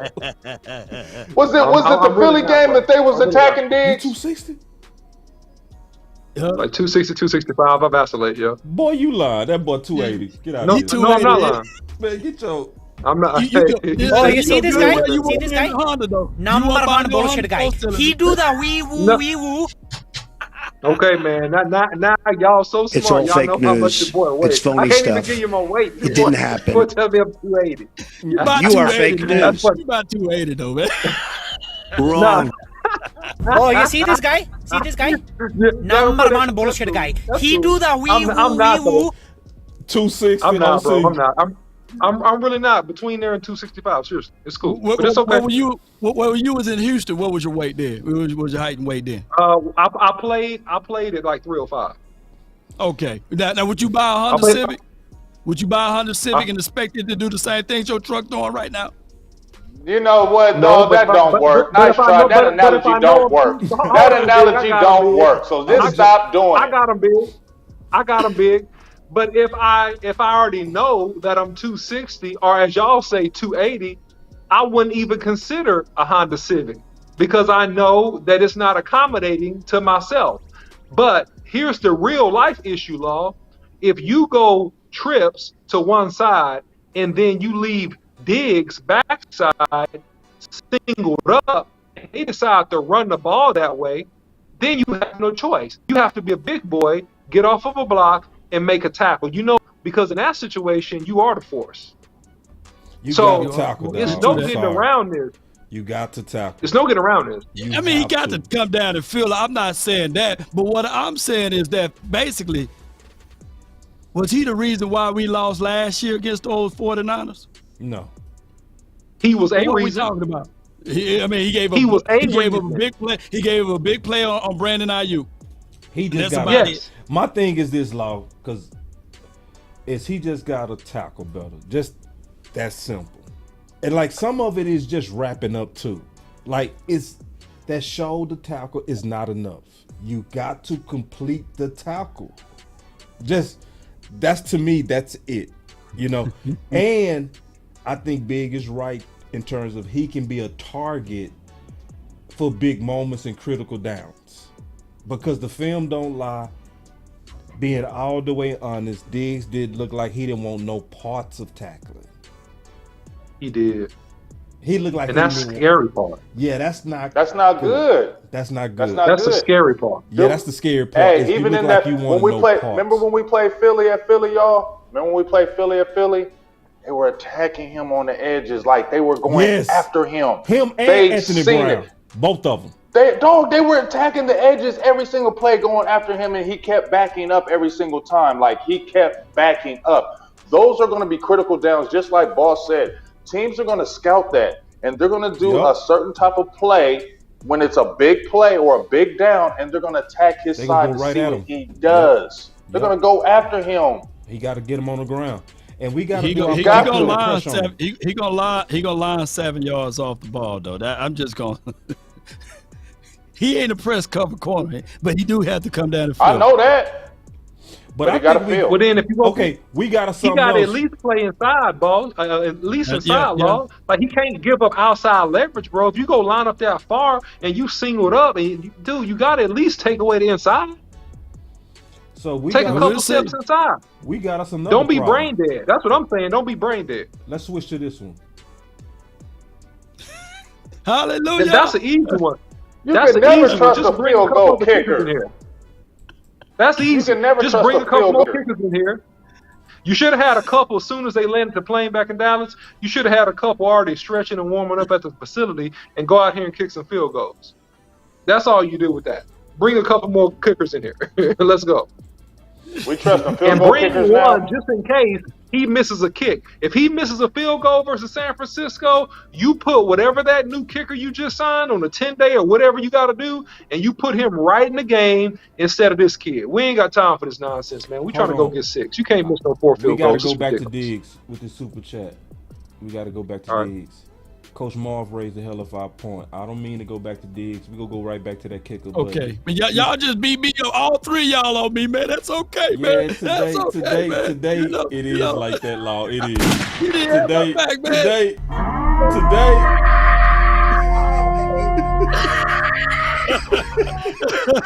Today, your day, Law. We all get jumped every now and then. I got my brother in the chat. He's in the presence of the enemy, as you say. Hey, matter of fact, my brother in the chat said, your brother probably rocking with us right now. He said Trayvon Diggs don't believe in condoms. He said Trayvon Diggs don't believe in condoms. Ooh. But hey, I want to hear about this though, because I think Coach Marv got him a real point. Oh my gosh, man! Pressure on you, Law. Go ahead, putting that pressure on you. If we let Diggs get away with that, and we don't hold him accountable, will we see a trickle in bad tacklings because we allowed our leader to be a bad tackler? But let me ask you this though: if he don't allow another touchdown and he allowed less than 100 yards in this game, is that enough to beat the 49ers? It depends. No, he's got to tackle this game. No, he's got to tackle this game. But Debo they're going to attack him this game. That's not true. They are going to attack him this game. That is a fact. I'm going to go ahead and say it's a fact that they're going to attack him just like they did last year, especially like with Debo Samuels. They're going to isolate him. And I feel what you're saying about his coverage ability, Law, and that's going to stand out. But critical plays, we're talking about critical plays. They are going to go after him in critical plays, and he's got to step up and make a tackle here and there. It's going to happen in this game, dog. It is. They got Christian McCaffrey for a reason. Yeah. They got Christian McCaffrey for a reason. Yeah. This game, you got to tackle. So we go flip. Go ahead, Law. You get the final word. Well, I'm just going to say, man, sometimes this is my final word on Trayvon Diggs. Sometimes you can have talent in said player, but they just talented in certain things and just as weak as others. I remember Shaquille O'Neal. He couldn't buy the free throw. They call it hack a Shaq. They figure out ways to use that against him, his free throw shooting ability. And there were some games that even though, Big Game James, you know about it. You know about my guy Shaq. He had knocked down a few of them for you. So we just need for him to be that guy. Trayvon Diggs this weekend. Just come down and field and tackle better. I agree with y'all on that point. Cool. But he is still Shaq at the free throw line as it relates to tackle. Yeah. You can't change that. You can't. Now we getting ready to flip it a little bit. Now we all on San Fran. Let's talk about the offense. Brock Purdy, Christian McCaffrey, Deebo Samuels is their main stars, and then obviously Greg Kittle. We can take it however you want to go. What we gonna do to stop their offense? Well, I'll lead off on this one. I put together a video that will drop tomorrow about how to stop Brock Purdy, right? And he's white hot. And you guys need to check out that content. He's playing white hot. Yeah, white, not red hot. He's white hot. Yeah, he burning. And so here's the deal. When you deal, and this actually, guys, goes back to the Trayvon Diggs conversation, because they got more weapons than what Boss Cowboy just showed. They also got a couple good wide receivers as well that can catch the football. Yep. So here's the deal, man. This is a game where stars on stars gotta win. You gotta beat that star. This is how they go win this game. Your stars gotta play better than their stars. Micah Parsons gotta get pressure. J-Ron Curse gotta come up with some big plays. Okay? My guy Hankins gotta plug the middle. When you have an equal talented team, they are equal talent on offense to our defense, just about. They are equal talent. So that's when schemes become overrated and then players start to win games, because you got to be better than that man on that day. And that's how the Cowboys are going to win this game. Law, how we going to stop that offense? Well, last year, Deebo only had 3 catches on us for 38 yards. And Kittle, he had 1 catch for 18 yards. I think that my guy J-Rock did a hell of a job against these good tight ends. He's a tight end killer, and we need a healthy J-Rock. Reports coming back that he's okay and he will be playing. But the sauce guy is Brandon Ayuk. He is that guy that's like a miniature Deebo Samuels, and my brother will agree to that. That's in the chat. He's the guy that's the pistol. He's the guy that's going to shoot off everything, and he's the guy that we got to make sure that the day-run plan is going to be on him. It will be that guy right there. 8 touchdowns, 1,000 yards, and that's the number 2 wide receiver, right? So we looking at that, and then they got extra weapon out of Christian McCaffrey. I'm still taking Tony Pollard over Christian McCaffrey. Twin, I see you in the chat. I'm still taking my guy TP. But what we got to do is not make this a game about my guy Trayvon Diggs for number 1. This should be a game about all LBs. This is a game that we got to showcase and mirror what the Niners do. Rush 4, let all linebackers cover hook to flat, and force this young quarterback to throw into tight window spaces. But we got to get it done with our front 4. I see you rocking the Hot Boys chain and hat over there, Boss Cowboy Sports. So I'm not a big fan of the name. I'm going to tell you right now. But I need these boys to be hot in order to stop and slow down the 49ers. With all what they got, last year, they only beat us with 1 possession. And it took 14 penalties for that to happen. I truly believe that we are a better team this year. And I ain't even worried about their run game up the middle. We got big Jonathan Hankins, who is very familiar with the Niners, by the way. He played for the Raiders, and he had a good job against those boys. So I'm not worried at all. Let's go, Cowboys. How we go stop that offense, Big? I mean, the last thing that Law was talking about, that's the main thing that was standing out to me. I had looked at a stat. I wish I had the exact number of the stat, but it was talking about Brock Purdy, how he's good when guys are open. Like it was like a 5-yard window of separation. That's when he's completing most of his passes. But they say he struggles when he's throwing in those tight windows, and that's what I wanted to bounce off with Law. Yes. He's struggling in those tight windows. They said he's struggling. Let's be honest, folks. He was Mr. Irrelevant, right? He was the last person drafted in the NFL draft. Now all of a sudden he's the greatest thing since sliced bread. I don't believe it. Okay, that's a good team around him. But guess what? He's never seen this in the playoffs, has he? He's never seen none of this. So I want to see some Dan Quinn. I know we heavy cover 2, cover 3. I know we love he's more of a zone guy, Dan Quinn is. But I would like to see Dan Quinn get a little maybe exotic. Trick this young guy up. Put these guys. I know what you just said, Law, that Trevin Diggs is not good press man.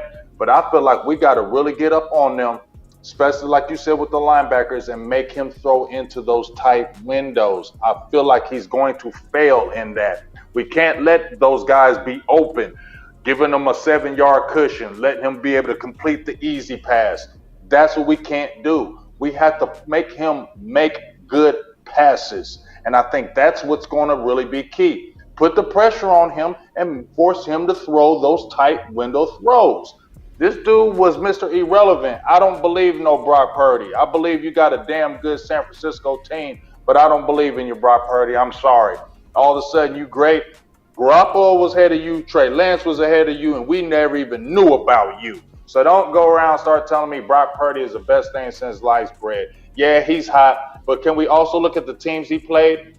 Can we look at the teams he played toward the end of the year? There weren't no dang old tough teams. They weren't teams that were at their highest element. Okay? So I'm not gonna give that to no Brock Purdy like he's doing all this and that against the great teams. Let's see you go against a defense like this, and let's see what you can do. But we need to put pressure on him, and we need to make him be able to throw. Let's see if you can really throw in those tight windows, and let's see if you can do it all day. Yoga fire. Big game. But I got some concerns, guys. I got a couple concerns. I just wanted to lay out what I think, basically, just quick.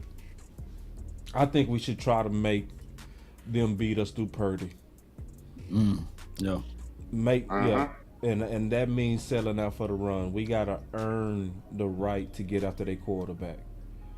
So we gotta sell out to stop the run. We know they go commit to the run. Even stopping the run is not gonna make them stop running the ball. We gotta meet force with force. And I want us to put it on Purdy. Youngster, beat us. If you got that it factor, show us. If you really that dude, we got Cowboy fans. Brian Broaddus already said that he felt like he better than Dak Prescott with only 6 games. God. Yeah, he said that too. He said that too.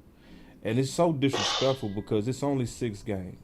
You know what I mean? Oh my God, it's sickening. Yes, yeah. It's only 6 games. And we not denying that he playing good. He hot. But hold on, y'all. Our own fans waited and it said after Dak won 11 games, well, let's see you do it one more time. After 6 games, y'all really like this dude is just already on Dak level? Nah, I need to see more. You got to show me, brother. I want to see when we go get after you, we want to see if that pause is really pause. We saw you do the cute high step. It was cute. It was cute last week. But see, when them gorillas get after you, I want to see what happened. So in general, I let Quinn handle the details, but in general, Purdy, you got to beat us. I got a couple concerns, guys, and I've watched some tape and I've seen Brock Purdy, and at the end of the day, and I watched a good amount of his film yesterday, and some today. So here's the deal. Brock Purdy is playing well as a young quarterback, but what's even better than him is Kyle Shanahan dialing up perfect plays and making a complex offense simple and allowing him to complete the football underneath and with timing throws. But Brock Purdy has shown some stones because he will attack one-on-one coverage down the field and win with a throw, by the way, because he did it and he's done it in several games. So I'm not on that disrespecting him, because if you go back and look at this whole thing, Garoppolo threw the ball like 9 or 10 times in last year's, in a playoff game last year. He's Kyle Shanahan. If you go back and look at his numbers. Kyle Shanahan is throwing the ball more with him than he threw with Garoppolo.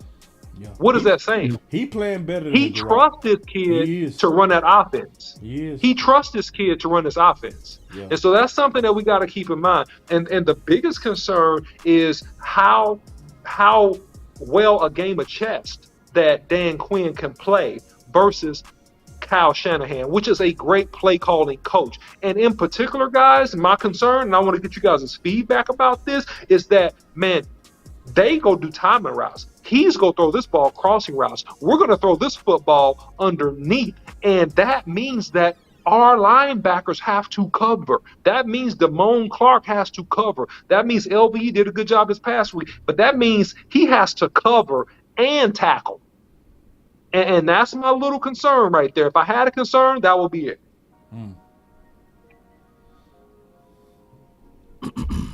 Yeah. To make this a shootout, it may be a shootout then. You know, I've seen that, and I know that was a whole different game, a whole different game plan. Kansas City Chiefs put up 44 points to their 23.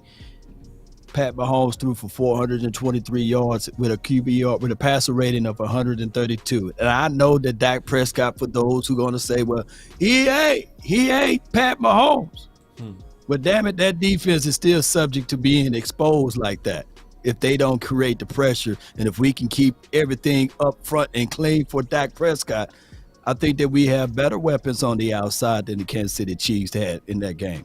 I think that we can utilize our run game against those 49ers and exploit that against them. Of course, they are a team that rally and chase in 10-2 missed tackles. And if you go ahead and continue to penetrate, you can do that. Earlier today, I talked about Dak Prescott using those Mississippi State legs.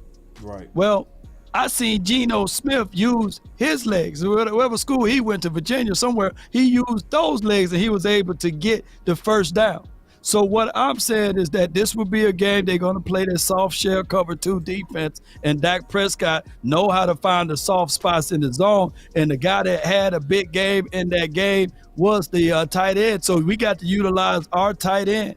We got to utilize our run game. We got to make sure we leave them off balance. And on the defensive side, I seen Bruce Irvin, the man that found the fountain of youth, get in and make some pressure moves on the 49ers. Although the final score don't look like what all happened in that game, I'm quite sure that our defensive front is a whole lot better than Bruce Irvin and company. And watch what we bring to the table with Parsons. It's just going to be a good game altogether. Well, I want to say this right quick. And remember, you're listening to nothing but the best. Go Skrill, drop it hard. Let's go. It's time to Hey, he started what, 6 games this year, right? Yeah. 6 games, 5 games, 6 games. 6. Okay, in those 6 games, he's been sacked 11 times. Okay, Arizona sacked him 4 times. I think Miami sacked him 3 times. So you can sack this guy. You can get after him. It's almost 2. They're almost giving up 2 sacks a game. So we can get the pressure on him. And when you look at his numbers, except probably the Miami game and just this last game against Seattle, but Seattle was playing over their heads, man. I'm sorry. Pete Carroll's a great coach. They were playing over their heads. They played them twice. They played They played Washington. They played Arizona when they weren't good. Tampa Bay wasn't a good team. You beat them. Miami, to me, was the only really, I can say, legit win you can say with him. And that's when Tua was kind of going through his thing. But I just feel like the teams that he kind of played just aren't going to present the challenge for him like Dallas is. And so that's why I just really feel like call to arms. Cowboys really take this personal, really stay disciplined. No hero football, right? No hero football. Don't try to go out of your way to try to do too much. And I feel like we can really shut this dude down. I'm sorry. I hear what y'all saying, OC, about him, but I just feel like this Brock Purdy thing is a little overrated. And I feel like a team who really has got a defense that can show his weaknesses and his faults and his warts, they can show. And I think they're going to show this Sunday. I just believe that time has run out. And they said, there's only been 4 or 3 rookie quarterbacks that have made the NFC or made the championship game, or a Super Bowl or championship game, and I don't believe he's going to be one of them. Sorry. Yes, indeed. And Jared Stidham did put up 365 yards on them with a passer rating of 108. And they did play a balanced level of football with 34 passing attempts, and then they had 32 rushing attempts. And Josh Jacobs by himself had only 69, but Stidham, he was able to use those Stidham legs for 34 yards with totaling of right at 135 yards of rushing. So I think that if you look back at it, they went to overtime. They beat the Raiders. That was a tight game.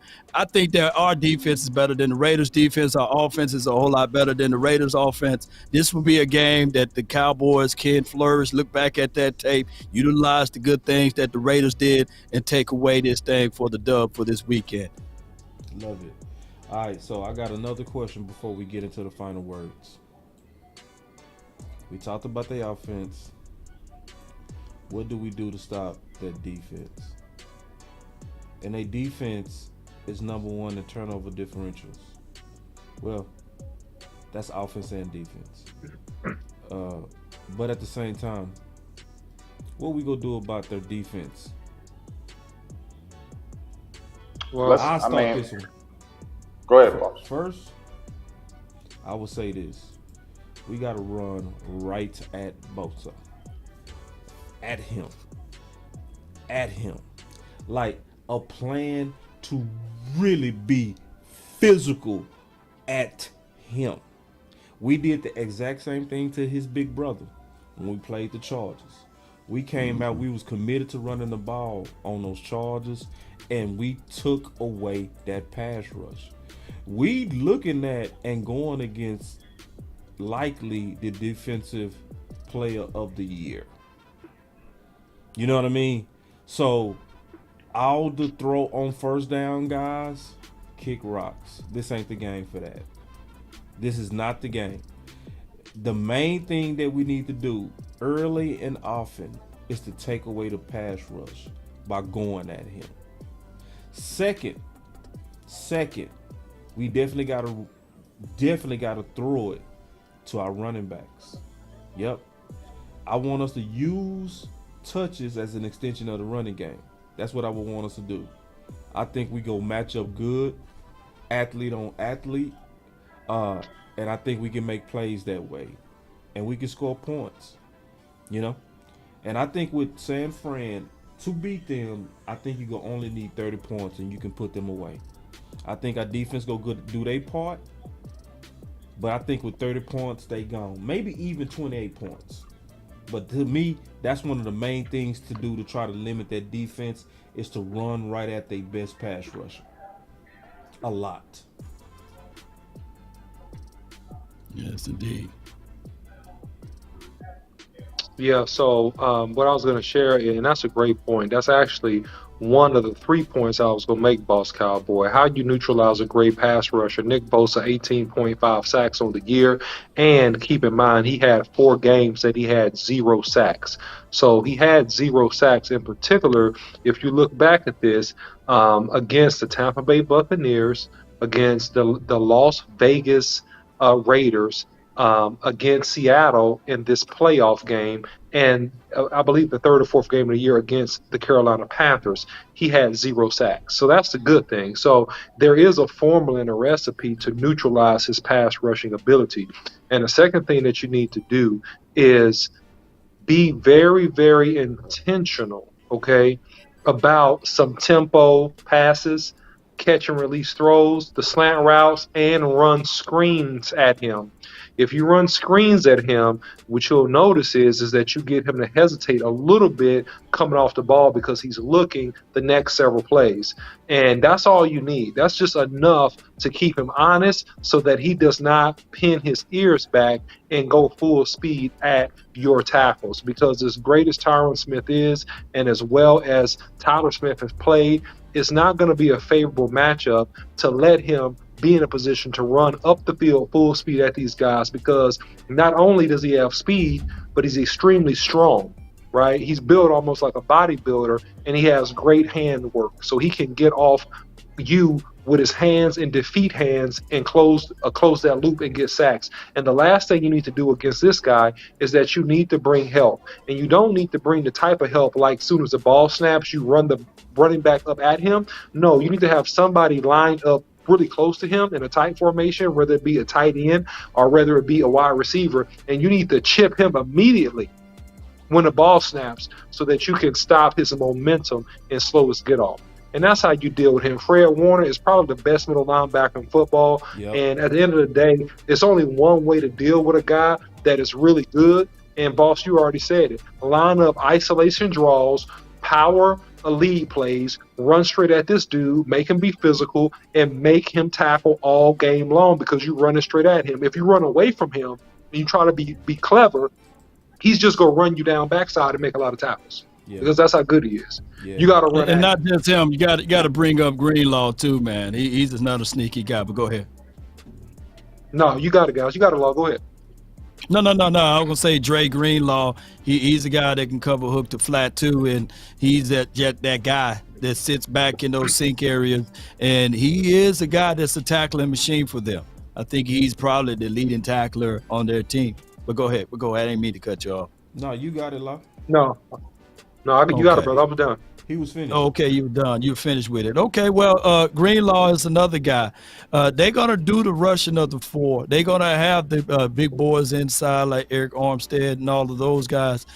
So Dak will not have the luxury of soft edge like he had this past game. Their edge rushers, Bosa, and the other guy on the opposite side, they will get home. So, and there will be a limited pocket to climb. So that's why we got to give the ball to the outside for Tony Pollard to make them pay. And then on top of that, if we can make this game like that when we start using that play action, because I truly believe that they are subject to the double moves. They are subject to also the quarterback finding those soft areas in the middle of the field and gashing them. And Dak Prescott, if he roll out and Bosa's fool around, cut too far in there, he's due for a big gash on the run on the outside. So this should be a game. That's how you got to neutralize their defense. They are a fast team. They are a team that, like I said, they rally and chase, and they will miss some tackles. They got a guy named Talano who's very good, but he's an all-pro, what have you, and also a Pro Bowler, but he will miss some tackle. He is an over-aggressive guy. He's an opportunistic guy, but you can utilize that against him. Appreciate that analysis, Low. Big, it's on you, big dog.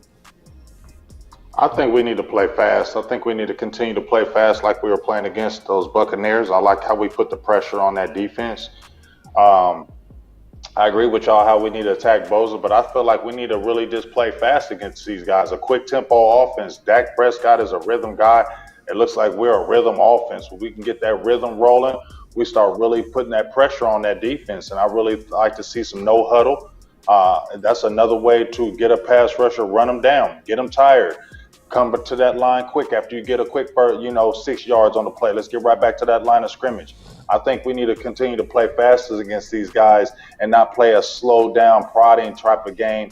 I know we love Ezekiel Elliott, and I understand the physicality, but I need to see some Tony Pollard in this game as well. If you look at his games, especially when we played them, when I think it was Dak was hurt, Tony Pollard was lit. He was lit that game and was turning up in that against that defense.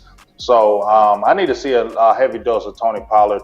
We need to see quick flats out like you was talking about, screens, the sprint draw like Coach Marv said in that super chat. I think we just need to play fast against these guys and put that pressure on that defense. See, one thing about a team, just like if you're a basketball team, right? They say a team that pressures people don't like to be pressured, right? With a team that full course pressure you, those teams don't like being pressured. They like to put the pressure, but they don't like the pressure put on them. That's what I feel like needs to happen with these Cowboys. We need to play fast against these guys, some no huddles, some quick tempo offense. I feel like that's going to really put pressure on that defensive line, especially if they're rushing forward. Get those guys tired up front. Make it to where they can't sub those guys in and out, and they get tired and gassed and tongues coming out their mouth. We needed to see that type of tempo, in my opinion, against these San Francisco 49ers. And there it is. So I'll say this as the final word. First, isn't this just beautiful? Ooh. First of all, we back in the playoffs for the second time. Mm-hmm. We haven't done that since the 90s. Bro, we playing San Fran again. I love it. Historically, this is dope.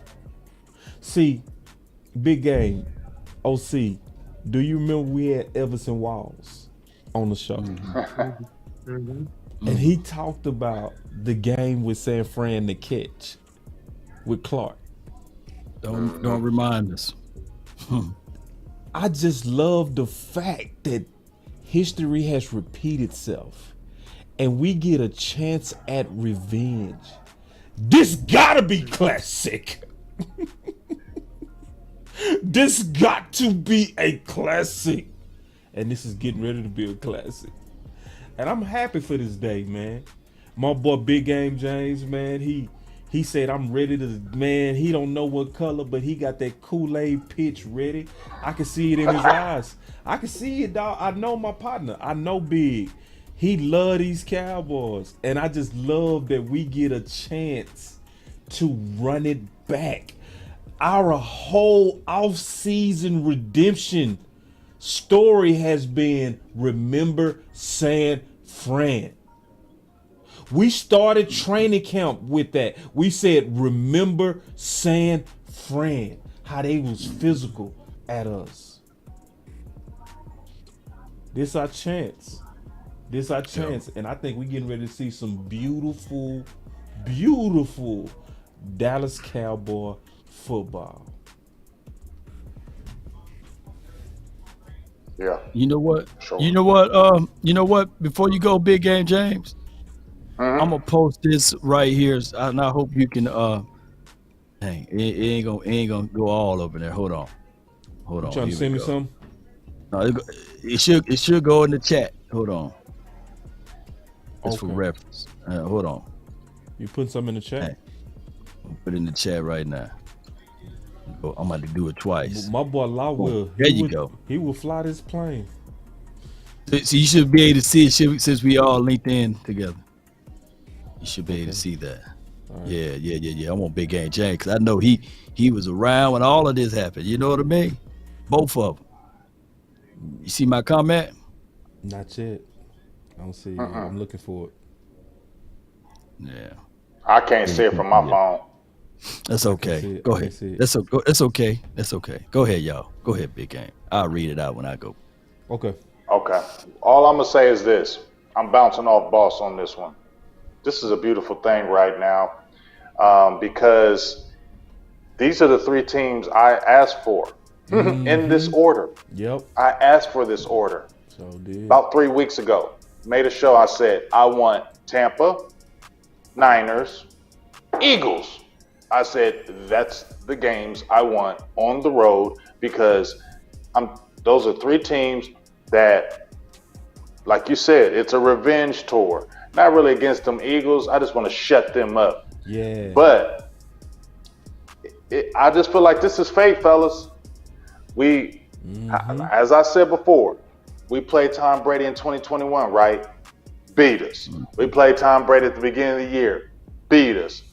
I said, what is the chances that you get to play him again? Then you get to play him again in the playoffs when it matters. Yes. That's why I'm like, you got to take this opportunity because the football gods are shining on you to be able to get your revenge. Yes. And that's what you did against Tom Brady. And how does it happen that you get to play the Niners in the next round who beat you? Like Boss said, we've been talking about that all year and we get to play him again. I believe this is fate. Yep. I believe this is fate. Yep. I believe this is fate. Yes, Football man. fate. You're going down, San Francisco. Read the tweet again, y'all. San Francisco, you're losing. Purdy Pumpkin is happening. And the Cowboys going to walk out with that victory in San Fran. Now, I don't know about that next game, But this game, you see that Kool-Aid, man, I'm going to be drinking it because the Cowboys are going to beat the Niners, and Brock Purdy is coming down to earth. Book it. Man. That's my final word. Love it. Man. Ooh, okay, I see your super chat in here, Law. I finally got it. It came through. Let me get Law up in here. He said 1992. 30 San Francisco 20. 1993. Dallas 38, San Fran 21. 1994, Dallas 28, San Fran.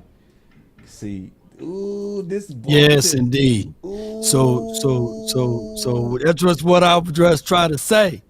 Dallas 30, San Fran 20. That's in 19 to 92, and then back to back in 93.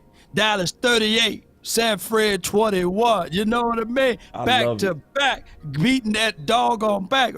Twin know about that, you know what I'm saying? Folded up, going to cry to mama. I already know. And then in 1994, it was going to be a three-peat, but that dude, prime time for your mind, done PI'd my guy, the playmaker. And I still not letting that go. I'm going to put that on my tombstone somewhere. But that's just what it is. And then in the year of 2021, yes, indeed, the Dallas Cowboys lost to those doggone San Francisco 17 to 23. Now we just getting our revenge back for what is rightfully designed for the Cowboys, the real American team with the silver and blue. We're going to go over there to, where they at? Santa Clara? They ain't in the Bay Area no more because we own the Bay. Y'all know about that. So we're going to go over there and we're going to put the whooping on those doggone 49ers so that when I pick up my phone, I can be hearing this. Don't tell mama what I'm gonna do to you. Come on, bro. Come on, boy. So hold on, Law. Was that your final word, or you got another one to eat? No, that's my final word, man. Let OC can close it out today. Okay, Let's OC go, baby. It out. Let's go, baby. Let's OC, go. You the closer today, big dog. Hey, man, listen, this is Road to Redemption Part 2. We already done retired Brady, man. He's out of here. Now we got the San Francisco 49ers coming up, man, in their home field. And so this is what's going to go down. And this is what I really believe at the end of the day. The Cowboys are going to run the ball very, very effectively. Dak Prescott is going to have another brilliant performance. He's going to be just as good, if not better than he was versus the Bucs. And our defense is going to get to Purdy. And at the end of the day, I think this one might be a classic. But I'm going to tell you like this, guys. I think that the Cowboys will definitely come out on top. We got the better quarterback. We got the better team. And we got the better mojo. I think the Cowboys is hitting that sweet spot where we got that mojo. And that's what I see in this particular game. So look out for the Cowboys to go down to San Francisco 49ers home field and go ahead and take their gold, stash it in our saddle, and then ride the horse all the way back to Dallas. That's what we finna do, man, and go beat these 49ers this Sunday. Let's go. Let's go. Let's go. Man. That boy can close, man. That was a good one. Oh, man, you know, but that boy OC go hard. Man, I can't believe Law got a brother that's a San Fran fan. That's crazy. Yeah, and we wasn't dodging you, man. He was saying, send me the link. He donated, too. Send the link. Boy, I would have loved it. Ooh, I would have threw you all the way up in here, twin. Damn. So we would have gave you that business today, twin. You lucky. You so lucky, twin. you didn't want this today, twin. And I know twin go hard. I boxed twin before. Yeah, twin got some hands. He was all in context, Law, context. Well, I'm gonna contextualize it for you. Man, Cowboys we did want that smoke. Twin say, dog, we want that smoke. I'm gonna try to see if I can work out something with you and your brother, man. I gotta do a show with both of y'all, bro. If we can work that out some kind of way, I know that's a miracle this week. But Twin, we gotta get you, bro. Ooh, we gotta get Twin on, man, with Law. Woo, man, we gonna smoke you, Twin. Let's get it. Let's get it, man. Refinement. I mix Nike with designer, I experiment. Word. You just rock what's on the shelf and I'm not feeling it. Let's go. Search for the one, but baby girl, it's nothing real as this. Can't trust a soul, I keep a hammer, call it Fatality. I've been really in the field, love the rush, I love the feel. Lately, I just wanna run it up.